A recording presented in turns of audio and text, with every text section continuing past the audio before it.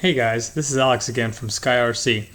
Alright, we're still working on our F-16 and we're now ready to mount the motor and start our electronics. So let me talk about the motor a little bit. Now what I'm using is a Turnigy 2826 /6 2200 kV aerodrive motor. Now this is a very popular motor when it comes to park jets. You don't have to get this exact motor. What these numbers mean, I'm not going to get into too much detail now, but basically the first four numbers tell you the basic size of the motor. I believe the first number 28 is the diameter of the stator of the motor, the round part, and then 26 is how tall it is. So that gives you the size. The 6, I believe, is 6 pole for the motor, and then the 2200 kV is how many RPMs per volt that the motor will spin at. 2200 kV is kind of the go-to RPM number for a 3-cell or sometimes even the 4-cell park jets. You're going to find that a motor of this size and that kV spinning a prop like this is going to be about a 25 to 30 amp discharge on your battery, so that'll help you size other components later on. But for now, this is what I use. Just know that 2200 kV is a common RPM rating for a 3-cell and sometimes the 4-cell setups on park jets. Some people run 2000, some people run 2700 or 2500, but 2200 is usually what you'll see in a lot of the specs by the designer for these size airplanes. And again, the park jet planes are generally from a 24 to 36 inch wingspan. Now the propeller on here is a 6x4. It's an APC style. I believe it's a replica that I got on eBay, maybe Hobby King. I don't remember. Because this is going to be a mid-mount airplane, you're going to want to have this set up as a pusher. So the firewall, this side, the mount is going to actually be forward relative to the motor and the propeller. So it'll be kind of in this order on the plane. So it's going to mount in here, but you'll have it. This will be first. That actually mounts to it. Then the motor will be behind it, and the propeller will be behind it. And because it's a pusher, what all that means is that the propeller has numbers on it. Let's see if I can show you the numbers. You can kind of see them right there where it says 6x4 right there. You want those to be facing forward. So since that's forward, you want the numbers to be facing this way. That means whatever the way the numbers are facing, the air is going to be blowing the opposite. So if the numbers are facing this way, that means we're going to be blowing that way, which is what we want to push the airplane forward. That's an easy way to get mixed up, and if you put this on backwards, your plane probably won't fly very well, if at all, because you have very little thrust. It's designed to only move air efficiently in one direction.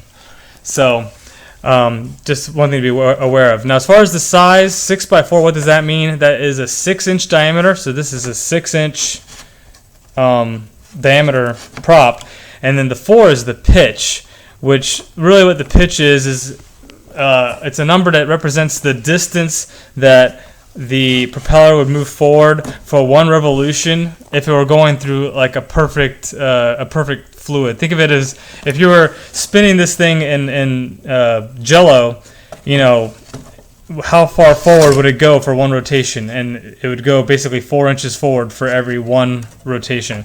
The pitch is more of a speed determining factor, whereas the diameter kind of determines your thrust. That's, again, it can get more complicated than that, but that's just a good way to think of it. We're not going to get into it right now, but just know that 6x4 is also the most common size for a park jet.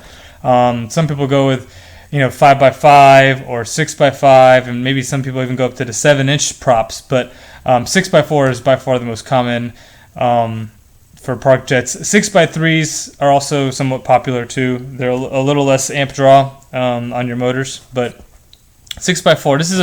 This right here is a very common setup. Now, and my motor came with these connectors, these bullet connectors already soldered on. Sometimes especially the cheaper motors, they do not. So you may have to solder some bullet connectors on. Usually people are using, I think, 3 to 4 millimeter bullet connectors. I think these are either 3s or 3.5s. For the type of draw that we get on these. So whatever you get, just make sure that this will match up to your speed controllers. That way you can plug them in, no problem. Now what I did here, and again, I think I mentioned this in the last video, I recycled this mount. This mount is an old flight test mount. But what you want to do is your engine will come with a mount. So I have the engine here, and you can see that down here, this silver part is a little plus sign that comes with the motor. And so when you want to cut out your wood, you're going to use that as your main guide. You want to make the wood just a little bit bigger than the size of this mount.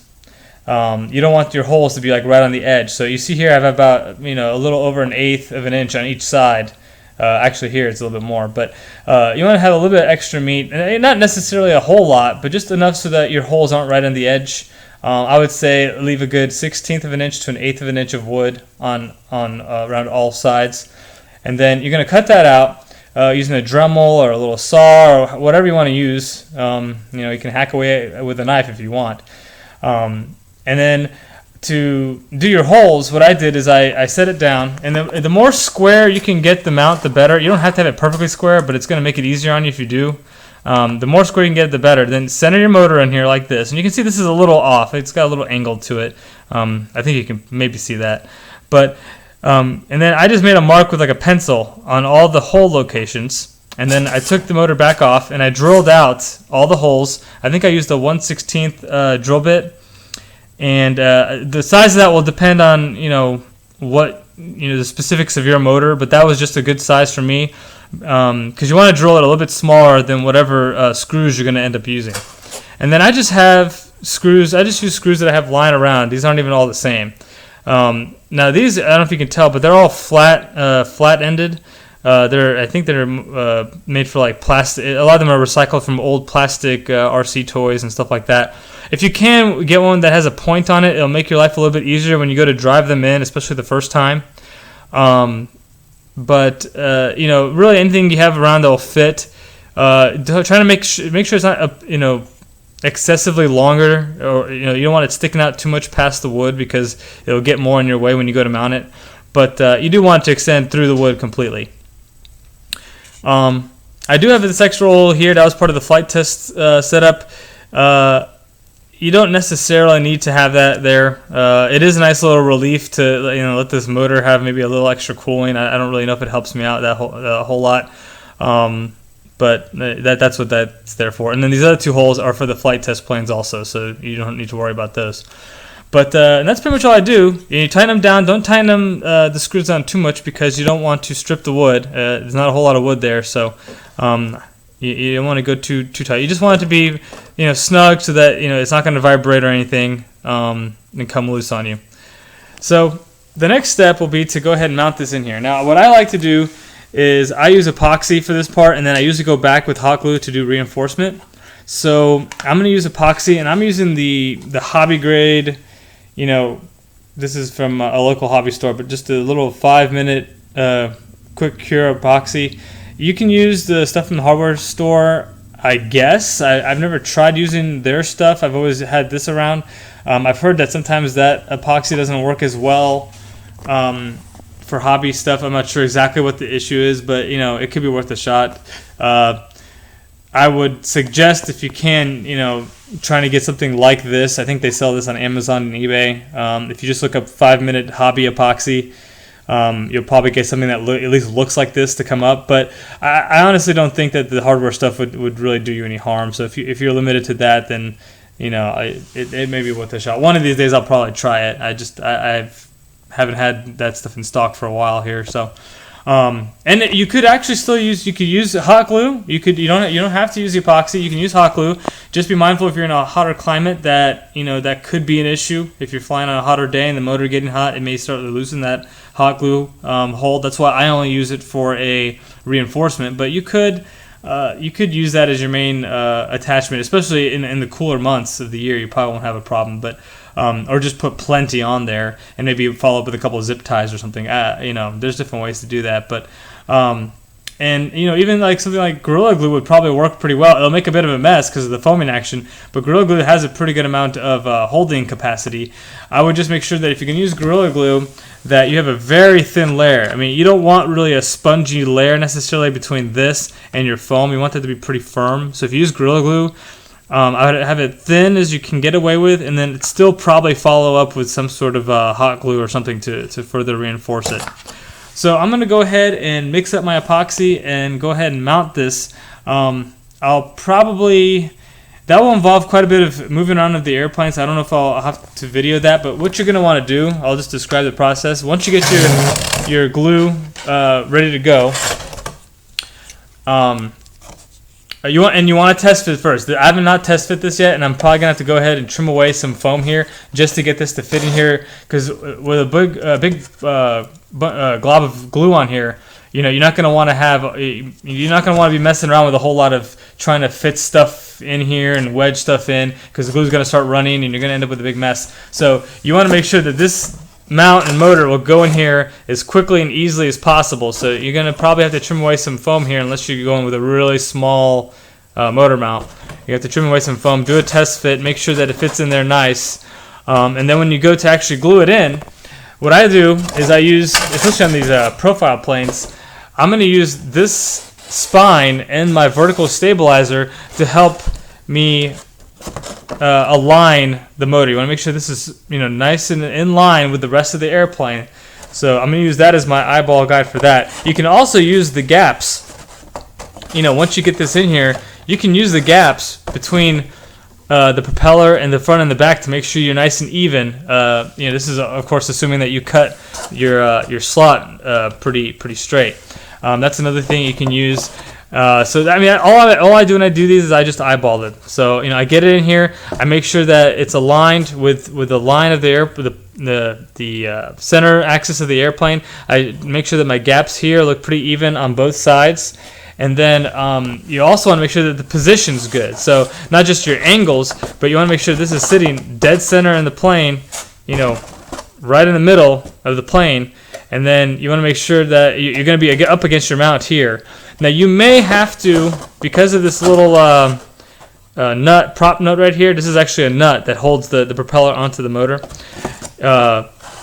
You may have to cut a little notch in here to clear this, and I think I probably will just from looking at this.